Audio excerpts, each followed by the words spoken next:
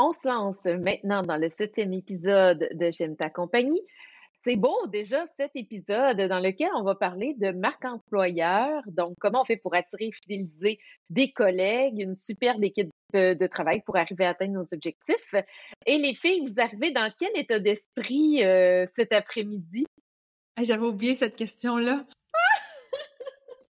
Ben, je vais commencer, non? Vas-y. Moi, je peux commencer parce que j'ai une superbe tisane de l'alchimiste en herbe de Montréal qui s'appelle Fleur. En tout cas, c'est une tisane de fleurs et ça fait mon bonheur cet après-midi. Je suis contente d'être en balado avec vous. Je me sens comme dans le luxe. Moi, je me sens un peu... en fait, tout s'est pas passé comme prévu aujourd'hui parce qu'on devait enregistrer ce matin. Petit problème technique. En tout cas, il manquait une pièce de micro. Puis là, moi, cet avant-midi, j'ai meublé mon temps autrement. J'ai fait quelque chose pour un client, mais finalement, ça a pas fonctionné. Il va falloir que je recommence. Fait qu'on dirait que c'est une drôle de journée aujourd'hui. Un drôle de karma. C'est ça. Un drôle de lundi. Hashtag flexibilité. Ouais. Toi, Rouge. Alors moi, dans quel état d'esprit j'arrive? On est un lundi, donc reboosté de ma fin de semaine, ça a super bien été. Et quand on s'est parlé de se dire qu'on allait parler de marque employeur aujourd'hui, ça me donnait déjà plein d'idées. Donc j'ai quand même hâte d'aborder le sujet.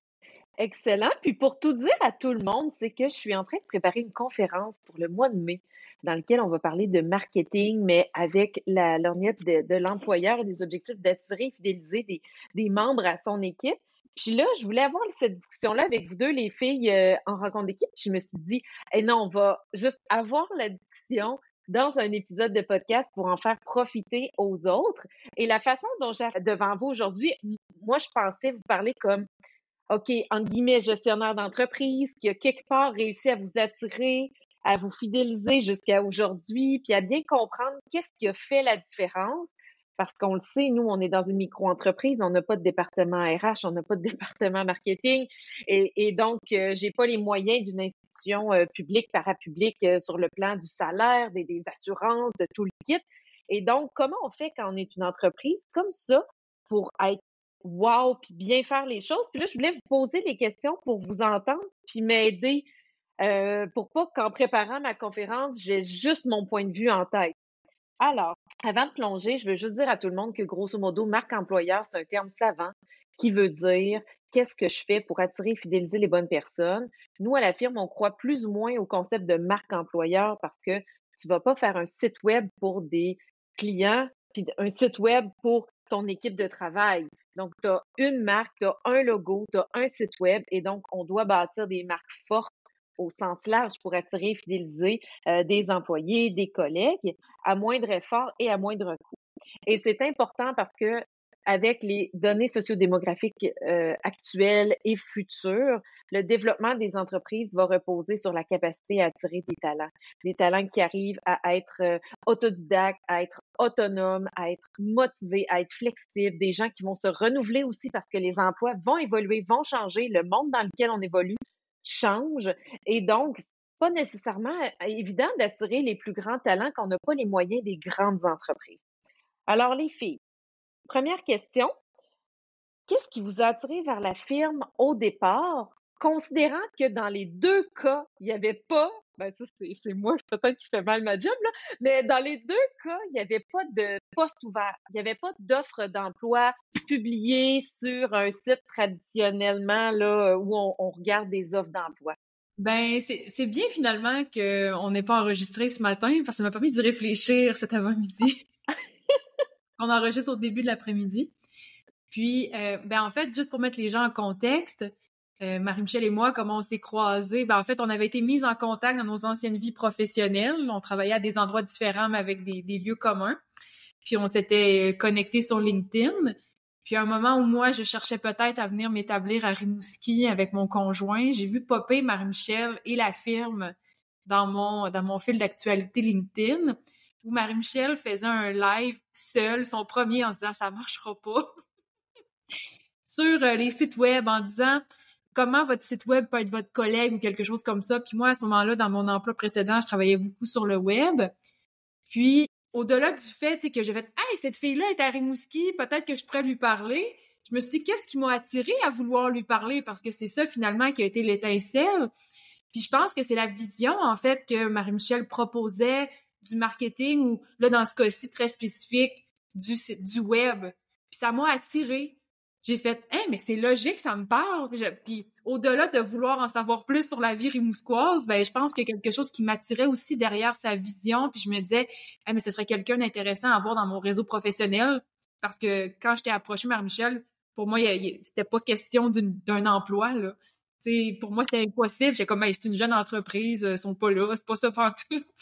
Fait que je pense que c'est ça, c'est la vision des communications, du marketing qui a été diffusée qui m'a attirée.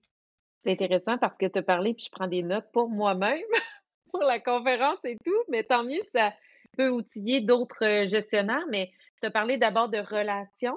Donc, on a eu une relation dans le passé, dans le contexte je veux dire, dans le comité des diplômés de l'UQAM. Moi, j'étais bénévole sur ce comité, j'avais levé la main pour donner un coup de pouce à une fille de la fondation de l'UQAM. On avait échangé à cette époque. Puis, on avait gardé le contact sur LinkedIn et donc, tu as vu des années plus tard ma publication d'entreprise via LinkedIn. Donc, il y a à la fois la relation, mais aussi l'importance d'être présent sur les réseaux sociaux, qu'on aime ou qu'on n'aime pas, de montrer pas juste le party, on a joué au baby-foot avec une bonne bière sur une terrasse l'été en équipe de travail, mais montrer aussi nos compétences, parler de notre pratique, parler de notre saveur d'entreprise publiquement pour que ça résonne auprès des bonnes personnes. Puis, bien, en fait, ce que je dirais aussi, c'est que ça démontre que l'entreprise ne rayonne pas seulement à travers elle, mais à travers ses employés. Dans ce cas-ci, t'es toujours une des actionnaires de l'entreprise, donc ça va de soi, mais t'aurais pu être une stratège employée. Moi, à ce moment-là, c'est pas le poste que t'occupais qui m'interpellait, c'était la personne, qu'est-ce qu'elle avait à communiquer. Donc, maintenant, les filles, je vous inclus dans les réseaux sociaux. On peut plus revenir en arrière. Ben, ça démontre l'importance que chaque employé, chaque membre de l'équipe incarne le positionnement, incarne l'identité de l'entreprise pour être capable de le communiquer puis de le faire rayonner. Et donc, l'importance de le communiquer à ses employés, là.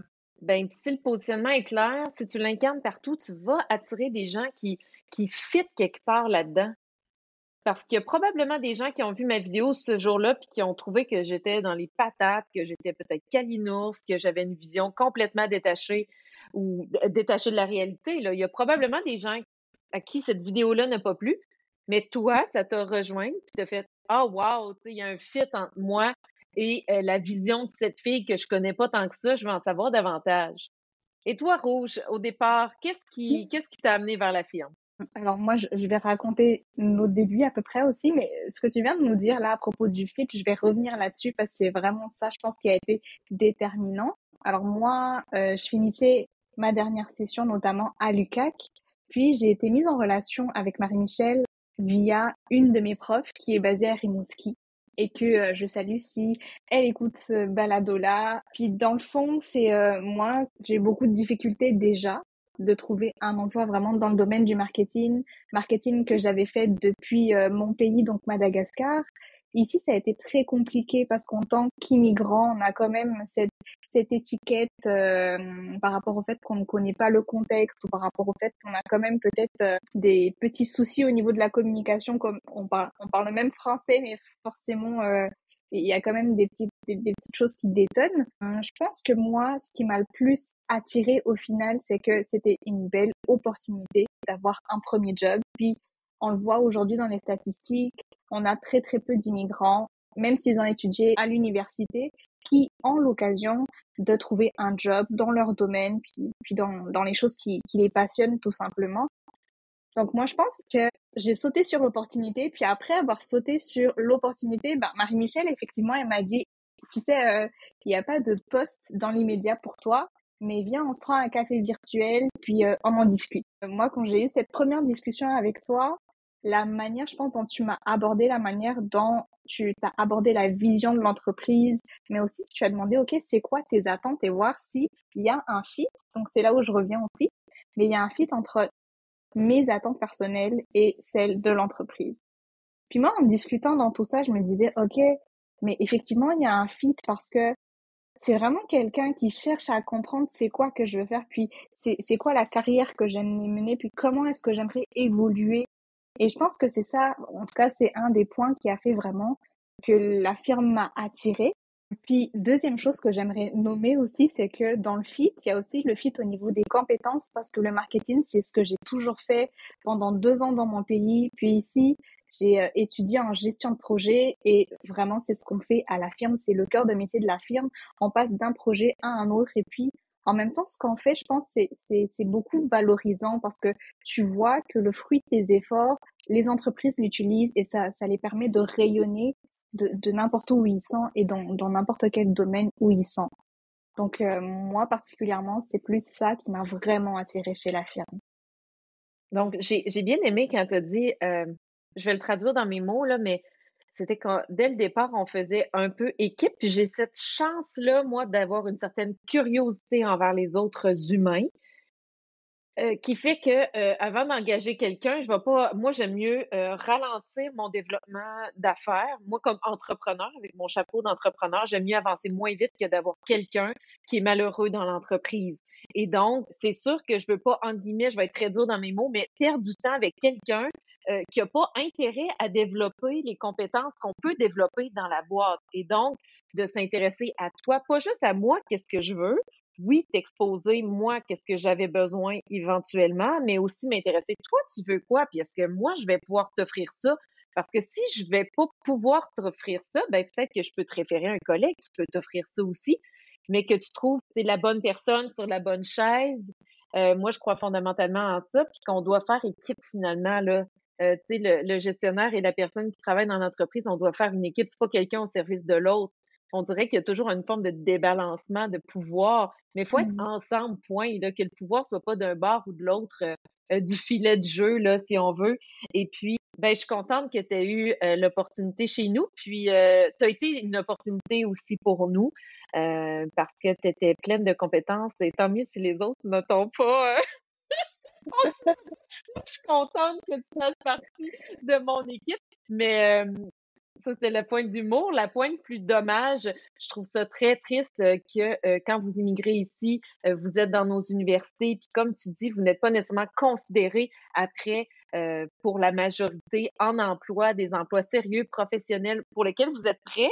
Et donc, si on peut encourager d'autres gestionnaires à ouvrir, à s'ouvrir, à peut-être poser des questions, à prendre un café virtuel. Parce que c'est vrai, moi, j'ai tout de suite dit à Rouge, ton CV, il est bien cute, mais j'ai pas de référent. Je ne sais pas, moi, c'est quoi tel programme. Ou alors que, disons, Katrina, qui a fait la même université que moi, j'avais des référents très, très, très clairs. Et donc, il a fallu que je te parle pour voir, OK, qu'est-ce qu'elle a dans le ventre, cette fille-là? C'est quoi ses ambitions? C'est quoi ses compétences? C'est quoi ses, est-ce que là, parce qu'à la firme, pour évoluer, il faut être un peu autonome et il faut être prêt à s'actualiser, je vais dire, très, très souvent. Et donc, toi, tu avais tout ça. Alors, j'étais très contente de prendre ce café virtuel et de te faire une petite place au début parce que tu étais à temps partiel comme tu étais à la maîtrise. Ça Il y avait un fait. bon fit de part et d'autre. Puis maintenant, là, tu es à temps plein avec nous.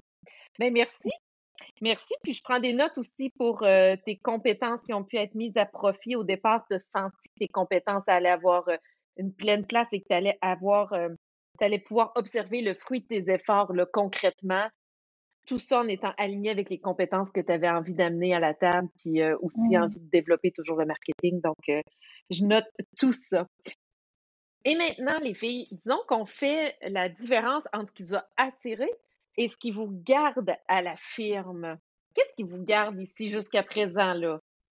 Ben, tantôt, tu l'as nommé, Marie-Michel, tu disais que de par sa nature, là, l'entreprise peut pas offrir actuellement les conditions qu'une institution publique, parapublique ou une grande entreprise pourrait utiliser, là. Puis c'est normal, faut le Mhm, comprendre. Puis ça, c'est pas toujours facile à comprendre, dans le sens que quand on est employé, puis qu'on n'est pas au courant de ce qui se passe dans l'entreprise, donc de un, ce qui est intéressant à la firme, c'est qu'on est au courant pratiquement de tout, là. Il n'y a pas de cachette. C'est sûr qu'il y a des données sensibles qu'on n'a pas, puis c'est bien normal.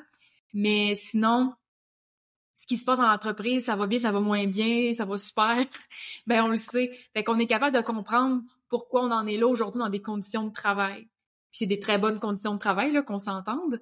Mais ce qui est intéressant, puis pourquoi, entre autres, je reste par rapport à ça, ce qui m'est monté tantôt, c'est que si je m'en vais dans une grande institution publique, c'est vrai, j'ai un plus gros salaire, mais je le sais que j'aurai jamais plus. Je pourrai jamais me battre pour plus. Quand je vais vouloir me battre, il va falloir que j'aille me battre au syndicat, comme on vient de voir là, puis je veux dire, on était derrière là, les gens qui se sont battus pour leurs conditions de travail, là. Mais moi, à la firme, j'ai le pouvoir d'aller chercher plus, de contribuer pour aller chercher plus. Si demain matin, je monte le projet du siècle qui fait que l'entreprise va réussir, mais on va tout être gagnante parce qu'on va tout y avoir contribué. Mais dans des grandes institutions, des fois, tu vas avoir les grandes idées, mais oui, on va gagner en équipe, mais ça fera pas en sorte que tu vas améliorer ta condition nécessairement parce que t'as pas le pouvoir. C'est dans une boîte, c'est comme ça que ça se passe, puis ton pouvoir, il est pas là. Mais dans l'entreprise privée, ton pouvoir, il est là. C'est que tu peux améliorer les choses, puis on nous le donne en plus à la firme parce qu'il y a des entreprises où on veut pas te le donner, ce pouvoir-là. Mais à la firme, on le sait, on se le fait dire à toutes les semaines, tu sais. C'est ça nos objectifs, c'est là qu'on va arriver. Ben voici ce qu'il faut faire. Fait qu'on le sait où il faut mettre d'énergie. Puis ça peut faire peur à certains moments. Ça peut être effrayant, mais c'est doublement motivant parce que tu le sais pourquoi tu te lèves le matin pour travailler. Donc là, on parle de conditions de salaire, de conditions de travail, puis on se lève aussi pour travailler, pour aider nos clients à atteindre leurs objectifs. Là. Ça aussi, c'est la grande mission puis le grand rêve de la firme. Fait que ce que j'ai noté, c'est une vision claire d'où on s'en va, beaucoup de transparence, puis je peux le nommer, là, mais je vous dis tout le temps ce qui rentre, ce qui sort en argent, pourquoi je prends telle décision, quelles sont les priorités pour développer. Donc, il n'y a jamais de surprise, là. Quand je vais à droite ou à gauche, c'est jamais, ben, je crois, là, je pense que c'est vrai que c'est jamais arrivé que vous ayez une grande surprise d'une de mes décisions qui sortait de nulle part parce que vous êtes au courant tous les débuts du mois. Puis j'ai noté que tu sentais que tu étais invité à t'impliquer dans le développement de l'entreprise, pas juste pour faire ta petite portion du travail. Puis moi, j'ai souvent observé ça dans des petites... Moi, j'ai travaillé dans toutes sortes d'organisations. Puis des fois, on nous mettait dans une case, puis on voulait qu'on reste dans cette case-là, qu'on fasse de façon très productive notre petite portion dans l'écosystème. On était très peu appelés à discuter des grands enjeux de toute l'entreprise, puis du grand développement. On fallait faire notre petite affaire, puis bien la faire, puis la faire très rapidement. Puis, tu sais, un peu là ceux qui ont étudié les théories du management, un peu le taylorisme là, au début des usines. Là, chacun faisait sa petite partie, puis restait dans sa ligne à lui. Tandis que là, ça a de la valeur pour toi de t'impliquer sur le plan du développement de l'organisation, puis des grandes décisions finalement. Là. Tu te sens considéré, tu te sens impliqué, puis c'est important pour toi. Mais d'un point de vue stratégique, là, parce qu'il reste qu'on a chacune nos expertises dans l'équipe, là, dans le sens où si Rouge s'occupe de faire les réseaux sociaux pour le podcast, j'irai pas me mêler de ce qu'elle fait. Mais si j'ai une idée pour les réseaux sociaux des petits podcasts, ben je vais lui dire, on va en parler en rencontre d'équipe, puis elle va être contente, puis elle aussi, elle va en avoir pour moi. Mais si on était dans des petites boîtes, ben elle s'occuperait de ses réseaux sociaux, puis elle penserait pas en dehors de sa boîte. Puis moi, pour rebondir sur ce que Katrina vient de dire, je pense qu'à travers ça, en tant que nouvellement dans l'équipe, ça fait moins d'un an que je suis là, je peux quand même dire que l'inclusion, c'est super important parce que oui, la communication est fluide, elle est transparente, mais en même temps, moi, j'ai beaucoup senti que, parce que je connais pas forcément le contexte, que ce soit à Rimouski, puis moi, étant présentement au Saguenay et pas encore à Rimouski, il y a plein de choses que je vois pas forcément et que je comprends pas forcément, mais ça fait quand même que derrière tout ça, à chaque fois qu'il y a un truc dont on parle en rencontre d'équipe que je connais pas, le nom peut-être d'une entreprise que je connais pas ou un contexte que je connais pas, vous êtes quand même toujours là à me dire, ok, écoute, c'est ça l'explication derrière. Et c'est vrai que ça peut être tannant pour certaines personnes à la longue de se dire, ah, il faut qu'on répète les mêmes affaires tout le temps. Mais en tout cas, pour moi, je pense que c'est très important de cette inclusion-là, de se dire, non, je sais qu'elle ne comprend pas, donc je vais aller lui donner toute l'information pour qu'on soit alignés. Et je pense que ça pousse aussi à avoir un engagement tous ensemble, et ce qui mène bien sûr à la mobilisation de tout le monde dans la même direction. C'est cute parce que toi, tu le vois d'un point de vue avec tes lunettes à toi. T'es nouvellement au Québec, Canada, puis c'est vrai, là, en plus au Québec, avec toutes les couches de... Tu sais, nous, on a beaucoup de dossiers qui sont politiques avec différentes couche politique, c'est complexe à comprendre.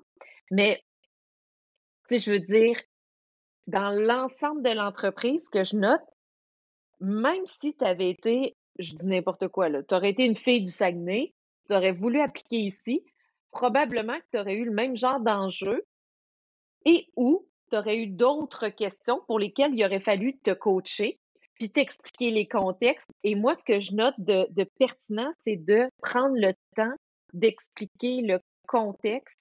Et des fois, ce que j'ai observé là, quand on pense GRH, c'est qu'on dit tout de suite à la personne en micromanagement, fais ci, fais ça, appelle un tel, dis-y ça, puis ouvre telle boîte, puis va dans tel fichier, puis plutôt que d'expliquer le contexte et de le réexpliquer parfois, parce que ça peut être compliqué. Puis peut-être que pour toi, comprendre l'écosystème, par exemple, juste des MRC, de la province, du fédéral, juste ça, c'est plein, plein, plein de couches différentes que tu as eu à apprendre. Que même les Québécois ont de la misère à comprendre, fait que... Ben moi, j'ai Katrina qui me coach. J'ai Katrina qui m'aide à me démêler parce que c'est vrai, Katrina, que tu es beaucoup plus agile dans ces sphères-là. Et donc, quand on prend le temps d'expliquer le contexte aux personnes, ben après, il y a une forme d'empowerment parce que toi, après, tu peux prendre des décisions plus judicieuses, tu peux apporter des idées à la table plus judicieuses avec tes lunettes à toi, maintenant que tu comprends le contexte. Alors que si, comme moi, entre guillemets, gestionnaire, je fais juste dire à chaque personne quoi faire, ça va être même chose, les filles, quand on va intégrer une nouvelle personne dans l'équipe, parce que le rouge, toi, maintenant, tu vas avoir ce rôle-là aussi que Katrina, par exemple, a eu avec toi. Mais si on dit tout le temps aux personnes comment faire, au lieu de lui expliquer le contexte, puis de coacher par la suite, ben la personne se développe beaucoup moins, je crois. Là. Peut apprendre, mais apprend par mimétisme et non par je vais faire mon propre chemin à moi. Mais je le note, mais je pense que oui, ça s'applique à toi dans ta réalité, mais je pense que ça pourrait aussi s'appliquer à n'importe qui arriverait à la firme demain matin. Et j'ai bien hâte de te voir dans ce rôle-là, Rouge, parce que là, j'ai eu la chance de voir Katrina dans ce rôle-là. Katrina, c'est un peu comme une coach, hein? Oui, moi, je suis toujours dans tout un petit peu, là, mais Katrina, j'ai demandé beaucoup de coaching vers toi. Puis dès qu'il y aura une nouvelle personne dans l'équipe, ben là, vous allez être deux. J'ai bien hâte de voir ça. Puis en tout cas, je vous ferai relire mes notes de conférence.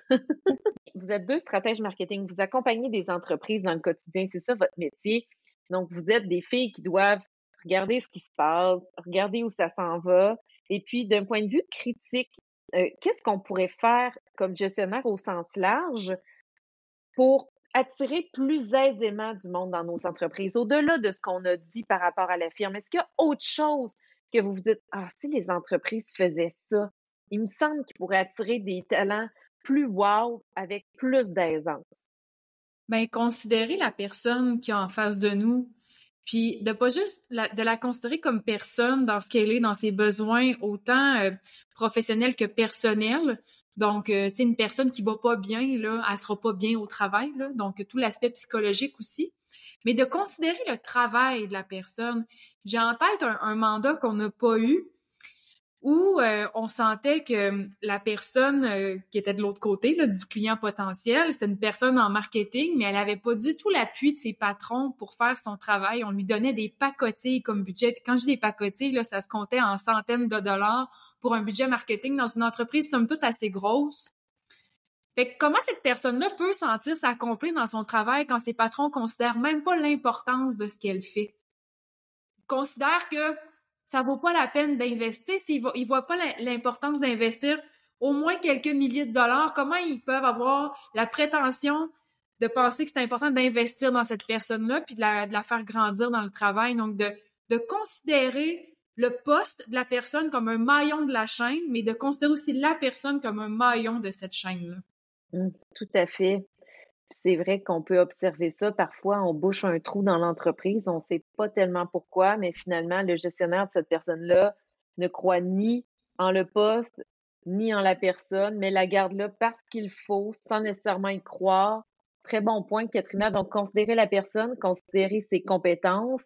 Je ferai du pouce là-dessus. De plus en plus, je le nomme, là, mais de donner un indicateur de performance à une personne. Par exemple, cette personne en marketing pourrait avoir un chiffre comme, je dis n'importe quoi, là, les ventes brutes. Donc, cette personne-là est en charge de faire augmenter les ventes brutes, mais comme gestionnaire, je dois lui donner les moyens, Mhm. le temps nécessaire, l'argent nécessaire, le coaching nécessaire pour qu'elle réussisse. Parce que sinon, c'est sûr que ça va aller confirmer ce que pensait mon cerveau. Le marketing, ça n'a pas tellement de valeur. Puis cette personne-là, bon, ça me prend quelqu'un au marketing, mais finalement, je n'ai pas tellement de considération. Excellent point. Autre chose, Rouge? Moi, j'apporterais plus une explication opérationnelle de mon point de vue sur l'équilibre entre la tâche et le contrôle. Donc la tâche, oui, il faut que j'ai les compétences pour faire la tâche, puis il faut bien évidemment, on a la formation, le développement, l'entraide entre collègues, de comment est-ce qu'on doit faire les choses. Il y a cette portion-là, mais en même temps, on va avoir besoin de contrôle en tant que personne qui fait la tâche. Je vais essayer de donner un exemple. Tout simplement, par exemple, lorsque moi je fais, puis on en parlait dans les tendances marketing 2024, lorsque moi je fais Google Alert, par exemple, quand je commence à vérifier ça, oui, c'est une tâche qui est quand même assez facile, mais j'ai un contrôle là-dessus, c'est-à-dire que j'ai pas forcément besoin d'aller chercher Marie-Michel ou aller chercher Katrina à chaque fois. Je sais que je suis dans mon élément et à partir de là, je peux aller gratter un peu plus, creuser un peu plus sur ce que je veux trouver. Donc, je pense que c'est vraiment important pour quelqu'un qui atterrit dans une activité sur un poste donné de connaître exactement l'équilibre entre ces deux-là. Donc, de clarifier au moment même peut-être de l'entrevue ou même dans l'offre d'emploi, qu'est-ce qui relève de ta zone décisionnelle, je dirais, là, au-delà des tâches, parce que tu as des responsabilités, des tâches, puis c'est voici là où tu vas être autonome et tu pourras prendre des décisions. Ça devrait être Mhm. défini avant. Très bon point parce que ça va m'amener à mon autre question. Comment on garde les gens après, de façon en dehors de la firme, mais ce que j'ai observé dans le passé, c'est que souvent, quand tu arrives quelque part, l'offre d'emploi, ça peut être tout beau, tout chaud. Tu arrives dans les fonctions, puis tu te rends compte finalement que tu n'as pas autant de responsabilités que tu croyais ou tu en as beaucoup plus, puis tu es complètement laissé à toi-même. Et donc, il y a un décalage entre tes responsabilités, puis ton carré de sable décisionnel, ton terrain de jeu à toi, puis ce qui avait été comme supposément clarifié n'est pas ce qui a lieu dans la réalité, dans le fond, une forme de décalage. Puis ça aussi, ça peut faire un haut taux de roulement par la suite, là, s'il y a de la déception. Et puis, si j'enchaîne sur cette question, justement, pour garder les gens au-delà au-delà de la firme, au-delà de ce qu'on connaît, nous, chez nous, par rapport aux entreprises qu'on accompagne ou des observations qu'on fait dans notre contexte autour de nous, qu'est-ce que les entreprises devraient faire pour garder davantage leurs employés qu'on ne voit pas assez? En fait, moi, je pense que je vais nommer un point que je répète souvent à Marie-Michel lorsqu'on a nos rencontres one-on-one. Mais pour moi, personnellement, il faut que ça bouge. Je pense que c'est tout, c'est tout beau profiter avec son environnement, d'avoir une belle ambiance entre collègues, de se comprendre, de s'entraider. Mais au-delà de tout ça, c'est vraiment super, super important de toujours être sollicité, d'être challengé, d'avoir des défis, même si on est dans un domaine ou un secteur où on a un guide vraiment clair. Ça fait quand même que, à travers tout ça, on a besoin de se faire challenger, on a besoin de pouvoir justement mettre la main à la pâte et se dire, OK, ça, je peux le faire autrement. Donc, avoir cette possibilité-là d'aller explorer d'autres choses et de mieux faire, je pense que c'est important. Est-ce que je peux traduire ça par... moi, il y a un mot que j'aime beaucoup, là, c'est, oui, il y a s'épanouir, puis il y a s'actualiser, avoir le sentiment de Mm. toujours avancer quelque part. T'es pas en train de stagner Mhm. dans une situation X sans apprendre autre chose, sans optimiser tes pratiques, mais plutôt d'être dans l'apprentissage, l'audace, essayer, prendre des risques. Puis, est-ce que c'est ça, quand tu dis j'aime que ça bouge, c'est sur le plan de l'actualisation, de jamais stagner? Est-ce que j'ai bien C'est compris ça, ton point? tout à fait ça. C'est vraiment, des fois, ça peut être vraiment des tâches ou des opérations minimes, on dirait, ou vraiment faciles. Mais c'est vraiment dans ce sens-là où tu peux t'actualiser, tu peux aller améliorer ce que tu as fait, que tu aies cette possibilité-là dans l'entreprise. C'est vraiment, c'est ça, oui. Ben, je note, on continue. Parce que je sais que des fois, je suis dure, puis, tu sais, je pousse toujours plus, mais j'entends que vous aimez l'actualisation. Et toi, Katrina, qu'est-ce qu'on peut faire de plus pour garder nos employés longtemps heureux, épanouis? Ben, moi, c'est quelque chose que j'ai observé dans mon réseau personnel là, dans les dernières années, mais c'est de pas prendre pour acquis ses employés. Il devrait pas y avoir de surprise, en fait, quand un employé annonce son départ. Parce qu'on Mhm. devrait avoir pris le temps de s'informer auprès de je dis employé, là, mais j'aime pas ce terme-là parce que mon employé, tu sais, la personne ne t'appartient pas, là. Mais mon collègue, là, tu sais, est-ce que tout patron, là, tout gestionnaire devrait prendre le temps, ne serait-ce qu'une fois par année, de s'informer à ses employés, ils en sont où? Puis ça, c'est quelque chose que je trouve aberrant dans le milieu du travail et c'est très, très répandu qu'un employé soit même pas capable de parler de ses projets futurs, de peur de perdre un poste. Puis là, tu sais, on parle même pas des femmes qui peuvent pas parler de leurs projets, d'avoir des enfants parce qu'elles se font carrément tasser, là. Alors que, justement, on devrait vouloir, de un, pas prendre pour acquis, en s'assurant de ne pas faire ça, mais ça nous permet de comprendre c'est quoi les besoins de l'employé, de l'aider à s'accomplir plus, à s'épanouir, à s'actualiser dans l'entreprise et dans le meilleur des mondes, retarder le plus possible son départ parce que ça n'existera plus des employés qui restent 25 ans au même endroit. Donc, il faut assumer que la personne va travailler, va quitter un jour. Mais comment on fait pour retarder ce départ-là puis qu'on le retarde dans les meilleures conditions pour tout le monde? Mais ça, je pense que justement, c'est de prendre le temps de discuter puis de laisser de la place à nos collègues pour exprimer leurs besoins puis c'est quoi leur projet pour le futur. Puis tout ça, ben, ça aide aussi à construire l'entreprise. Parce que si tu comprends un peu c'est quoi les projets de la personne, ben, t'es capable de voir un peu venir les coups, là. Même s'il y a rien de confirmé, t'es capable de savoir que des choses qui s'en viennent, dire, OK, tu sais, je vais peut-être poser tel ou tel geste en prévision de, puis, tu sais, je serai prête, puis au moins, je le sais. Donc, c'est ça, de juste jamais rien prendre pour acquis, puis de faire parler les gens. Puis comme gestionnaire, ce que je peux dire, c'est que, tu sais, dans le réseau, là, quand ça se parle entre gestionnaires, c'est comme si, par exemple, là, les rencontres d'appréciation de la performance ou les rencontres carrière, c'est un peu une patate chaude là, pour les gestionnaires. Oh non, il faut encore que je fasse ça se rajoute sur ma liste. Alors que moi, comment je le vois dans ma business, c'est réellement ça fait partie du développement de la firme, ces rencontres-là. Ça me permet de prendre le pouls où vous en êtes, ce que vous voulez, comment m'améliorer, comment redévelopper les postes, investir en développement de compétences, dans le développement de savoir-être, de sorte à ce que vous puissiez continuer de vous épanouir, vous actualiser, puis que ça fitte avec la firme. Mais je le sais qu'ailleurs, il y a comme, c'est une patate chaude, puis ça ne devrait pas. Puis plus qu'on se fait des processus, plus c'est facile de faire ces rencontres-là parce que quand on est bien organisé, elles ont lieu tous les 3 mois. C'est pas compliqué. On prend 1 heure ensemble. Les plans de match sont faits. Donc, c'est plus une patate chaude. On prend un café ensemble, on fait le point. Puis moi, ça a énormément de valeur pour moi comme gestionnaire. Ça me permet de m'ajuster, de m'adapter, de m'améliorer, de chez où investir après.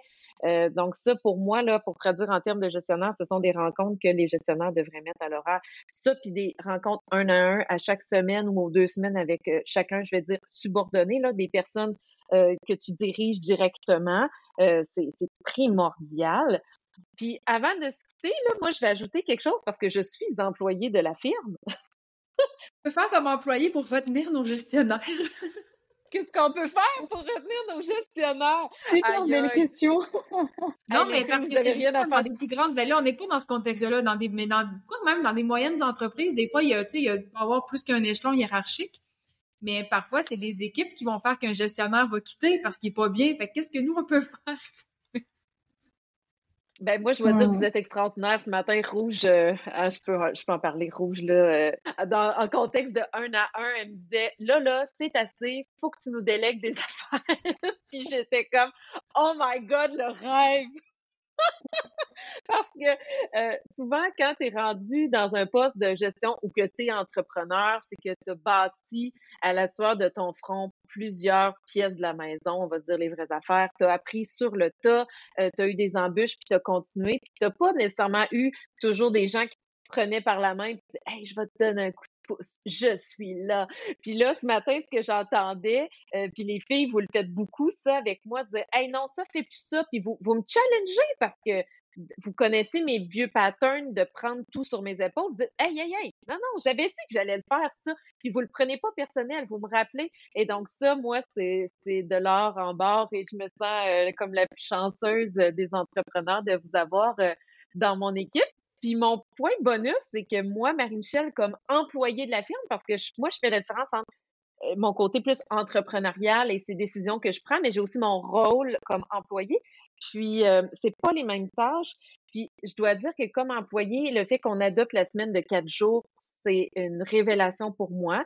J'ai pas encore réussi à dire je prends un vendredi complètement off en toute transparence parce que j'ai beaucoup d'imprévus dans des semaines.